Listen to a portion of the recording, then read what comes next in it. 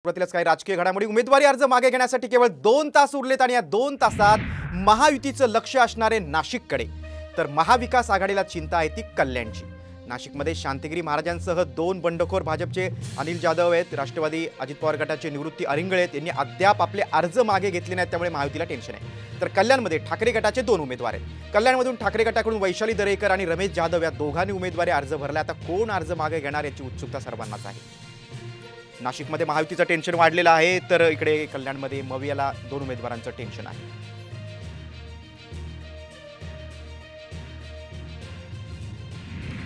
आपण पाहतोय महाविकास आघाडीला कल्याणची चिंता लागून आहे। उमेदवारी अर्ज मागे घेण्यासाठी आता परत 2 तास उरलेत, मात्र अद्याप ठाकरे गटाकडून वैशाली दरेकर आणि रमेश जाधव या दोघांपैकी कुणीही अर्ज मागे घेतला नाही। अखेर अर्ज कोण मागे घेणार, ठाकरे गटाकडून कोण रिंगणात असणार याबाबत संभ्रम कायम आहे। दरेकर की जाधव कोण उमेदवारी मागे घेणार याची उत्सुकता आहे। आता अर्ज मागे घेण्यासाठी अवघे काही तास उरलेले आहेत, त्यामुळे महाविकास आघाडीला कल्याणची चिंता आहे। शेवटचे 2 तास आता उरलेले आहेत। अर्ज मागे घेण्यासाठी शेवटचे 2 तास उरलेले आहेत। आता कल्याण मतदारसंघातून महाविकास आघाडीकडून दरेकर असणार आहेत का जाधव असणार आहेत याची उत्सुकता आहे।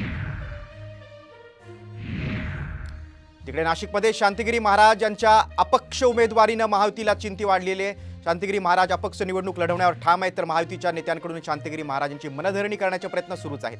शांतिगिरी महाराज आज काय भूमिका घेणार याकडे सर्वांचं लक्ष आहे। नाशिक लोकसभेसाठी अर्ज माघारी घेण्याचा आजचा शेवटचा दिवस आहे।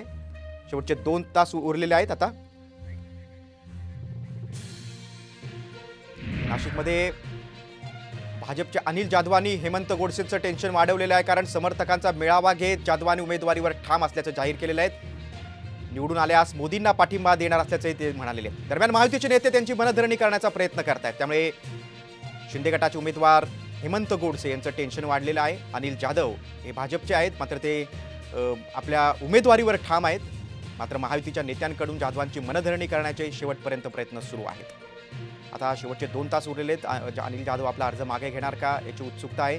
शांतिगिरी महाराज देखील आपला अर्ज मागे घेणार का, कारण शांतिगिरी महाराजांचे जय बाबाजी मोठा शिष्य परिवार आहे। नाशिक जिल्हा असेल, आसपासचा परिसर असेल, तिथं त्यांना मानणारा मोठा शिष्य परिवार आहे।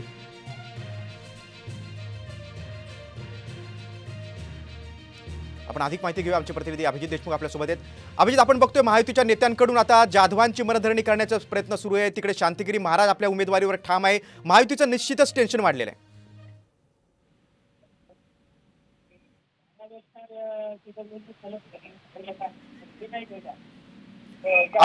अभिजित, आपण बघतोय कल्याणमध्ये वैशाली दरेकर आणि जाधव यांच्यापैकी कोण उमेदवारी अर्ज मागे घेणार, कल्याणमध्ये संभ्रम कायम आहे। कल्याण लोकसभा मतदारसंघातून वैशाली दरेकर यांनी अधिकृतरित्या एबी फॉर्मवर उमेदवारी अर्ज दाखल केला होता। त्यानंतर काही दिवसांपूर्वी रमेश जाधव जे ठाकरे गटाचे पदाधिकारी आहेत, माजी महापौर आहेत, यांनी देखील हा उमेदवारी अर्ज ठाकरे गटाकडून दाखल केल्याचं सांगितलं होतं। त्यांनी त्यावेळेला उद्धव ठाकरे यांनी अर्ज दाखल करायला सांगितलं अशी माहिती देखील दिली होती।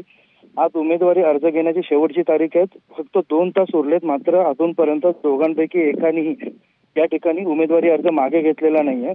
दोघांची अजूनपर्यंत याबाबत निर्णय झाला नाही। पक्षाने कोणते आदेश दिले नसल्याची माहिती देखील सध्या सूत्रांनी या ठिकाणी दिली आहे। त्यामुळे ठाकरे गटाच्या कार्यकर्त्यांमध्ये एकच संभ्रम पसरलाय। श्रीकांत शिंदे यांच्या समोर नक्की निवडणूक कोण लढवणार याबाबत अनेक तर्कवितर्क सध्या लढवले जातात। कल्याण मतदारसंघ महत्त्वाचा आहे, कारण मुख्यमंत्र्यांचे पुत्र डॉक्टर श्रीकांत शिंदे तिथून महायुतीकडून उभे आहेत, त्यामुळे त्याला टक्कर देणारा तुल्यबळ उमेदवार तिथे हवा आहे।